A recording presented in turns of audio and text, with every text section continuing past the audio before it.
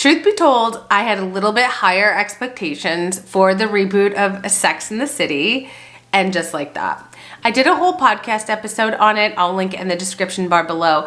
So because the series is going in sort of a, I guess the word is cringy direction, it's not all bad, but I'm going to tell you a little bit of fan fiction from the perspective of a menopause doctor, what I think would maybe make better storylines for each of the three main characters. It's going to be fun and I'd really love your input, so stick around for today's video. If you guys don't know me, my name's Dr. Heather Hirsch. I am a menopause expert and I see patients at the Brigham and Women's Hospital in Boston, Massachusetts. And I also host a course called the Reclaiming Menopause Masterclass for women who are interested in working with me. If this is you, definitely check the link in the description below. I also host my own podcast, Health by Heather Hirsch, which is another amazing free resource, especially if you like audio. All right, let's dive right into it. Now, this is going to contain spoilers. By now, I know most people have either heard the spoilers or are watching the show, and you probably know that if you're clicking on this video. So let's start with Miranda. Now, we know that Miranda is going through a little bit of a renaissance in her sexuality. And one of the storylines is that her and her partner Steve have not had sex for many years. She initially kind of brushes this off as no big deal when she's talking to her friend Charlotte about it, but then later she becomes sexually involved with Che, and so it's just sort of this interesting phenomenon. Now, what I think about this is that in reality, sex is totally different for so many different couples. Some couples both are not interested in sex anymore and they feel absolutely fine with that. Or in some couples, one partner does want to have sex and one partner may not, or they just have a mismatch in their frequency. But I would think if it had been a little bit of time since Miranda had had intercourse, that there might be something like pain and dryness, which we don't get addressed at all in the show. Now, of course, that's just not going to make for a very good show. But in reality, if you haven't had sex for a while and you're interested in getting back into it, either for your marriage or because you missed that part of your life or for your partnership or just with yourself, any of those are fine, you might need to deal with some of the changes that happen through menopause, called genitourinary syndrome of menopause. Now, my video here I did on vaginal estrogen is such a good one because I'm not going to have time to go over all the different types and kinds and ways that you can use vaginal estrogen. But one of the things that I think as a menopause doctor about Miranda is that she might have had pain if she was trying to be sexually active with either partner. For that, she might notice that she needs a little bit of help, which could either be something like vaginal estrogen, which I think should be first line, or by using lubricants or moisturizers, and there's so many good ones available on the market. So I think that that would be most likely what would happen in Miranda's case. And, you know, I think in my fan fiction mind that she and Steve could have really worked on this and stumbled on sex a ton, maybe gone to counseling, and then maybe she even tried pelvic floor physical therapy and vaginal estrogens and really kind of got it right. And while that may not seem sexy and definitely is probably not going to be something that makes HBO because it's just so nuanced and real, to be honest, I think that's a little bit more about what I think would happen if we were a little bit more truthful about Miranda. Let's move on to Charlotte. So Charlotte I feel for because I am in the throes of parenting. And I think that parenting makes intercourse with your partner, if you're co-parenting or if you're in long-term relationships or married, really difficult. Parenting is really difficult. It's all consuming and it's just, you have to have so much trust and communication with your partner that even the simplest thing like, I thought you were going to grab the diaper, or I thought you were going to buy more cereal at the store, or I thought that, you know, you had bought a whole package of wipes and now I'm going into the cabinet and there's nothing there. Even that can just like set you off where you just don't feel in a romantic mood. And that's just normal everyday conversations. Now, while Charlotte's kids are a little bit older, there is really a difficult being intimate and being sexually, you know, aroused and sexually active with your partner when there are children in your house. It's just fact. Now, Research shows that actually women in their 40s have the lowest libido and actually care the least, meaning they're not really that interested in sex and it really doesn't bother them. But as women get into their 50s, they still have this low libido, but there's a little bit more interest in sort of jumping back in the saddle, if you will.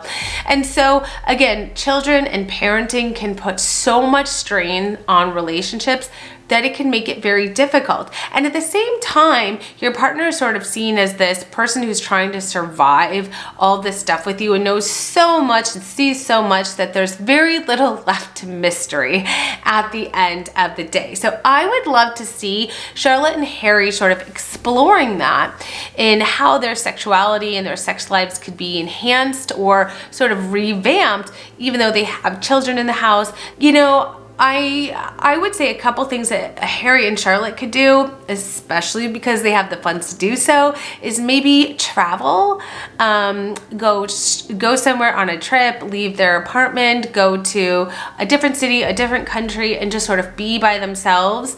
They could travel alone and then meet up or etc. They definitely could do more date nights by themselves. That would be something else they could do. If they were wealthy enough to have another place that they could sublet, or rent, whether it was a house somewhere, right? I'm kind of picturing up all these things.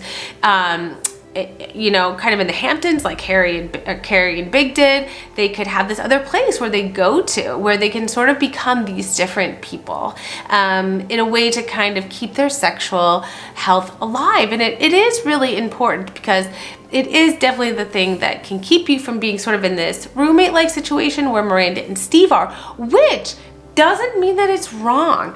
If you're in a situation like that and you're happy about it, that's okay.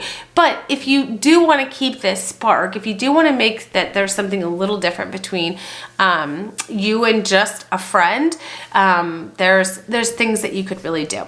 So let's talk about Carrie. Carrie is grieving from the insane loss of Mr. Big, which was such a totally toxic relationship. Now, we didn't ever see like the 20 years that Carrie and Big were married, but for those who are like huge lovers of Sex and the City, everyone knows that their relationship was totally toxic.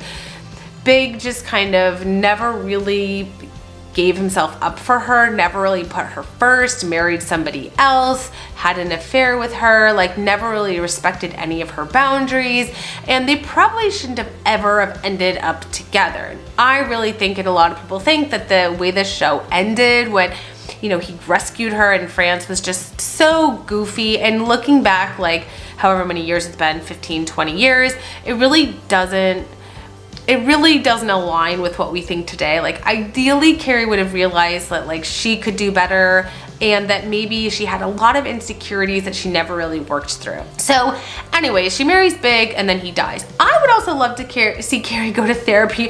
In all of these instances, I want everyone to go to therapy. But it's just so helpful. Let's put it out there. But I'd love Carrie to go to therapy and actually realize that, you know, there may have been a lot of characteristics of that relationship that may have been toxic, and I would really love her to work on her self-esteem as well as her sort of narcissistic personality. I mean, Carrie definitely puts everything in her life way above everyone else's. She always makes jokes about her dead husband every single time. And one of her friends is talking about something bad, she's like, well, your husband didn't die. And so she's just so narcissistic, and she's probably narcissistic. And narcissist people have a lot of deep-seated insecurities. So I really think Carrie should just go to therapy and work on those insecurities and work on her narcissism. I think that alone would just be like super interesting. So what I would love to see for Carrie is she goes to therapy and she finds herself in a relationship that's completely healthy. There's very little drama. It's just very healthy. Then what I think would be very realistic is that she really sort of loves this person but doesn't have this huge amount of lust or libido as she once did or as we think that we should. And so she might be somebody where, you know, I as a menopause doctor think, there might be some low libido issues there. And again, that could just be from normal aging or also just dealing with the grief of her husband or just like having trauma and her thinking that sex was really related to her self-worth, which is probably a big part of it. So she might be a good candidate to consider like medications for low libido, like Addie or flibanserin. That's actually a medication that helps to boost dopamine and sort of selectively block serotonin, and it would be really interesting to see how that would play out. Okay, this video was a little different than my normal videos. Usually I do a whole bunch of teaching and giving you tips and tricks, but this was just really me wanting to talk about Anne just like that, and really kind of put into perspective for you, if you've been watching this show, the most common things that I think would happen with each of these couples. And again, I think with Miranda, if it's been a long time since she's been sexually active, there's probably going to be pain or dryness or discomfort, and she might need something like vaginal estrogen and or pelvic floor physical therapy. I think with Harry and Charlotte, there's a big mix of that parenting and stress with that affecting their sexual relationship, and things like spicing up their life with sex counseling and doing all these kind of fun things that they can afford to do would make that really fun for them. And then Carrie really needs to go to therapy. She really needs to deal with her narcissism and her past history of toxic relationships, get into a healthy relationship, and then potentially struggle with low libido or low desire, which is so funny because the whole show stemmed from Sex in the City. So let me know, what are your fan theories below? Which ones do you resonate with? Not actually what's in the show, but what I've kind of come up with in my sort of fanfare. And what do you think? What did I get right? What did I get wrong? Let me know. If you want me to do another one of these, again, really different from my normal content, let me know. Anyways, enough for this week. Thank you guys for watching. Please subscribe if you love the channel. It really helps me make more content for you, and I will see you guys next week for a brand new video. Bye everyone.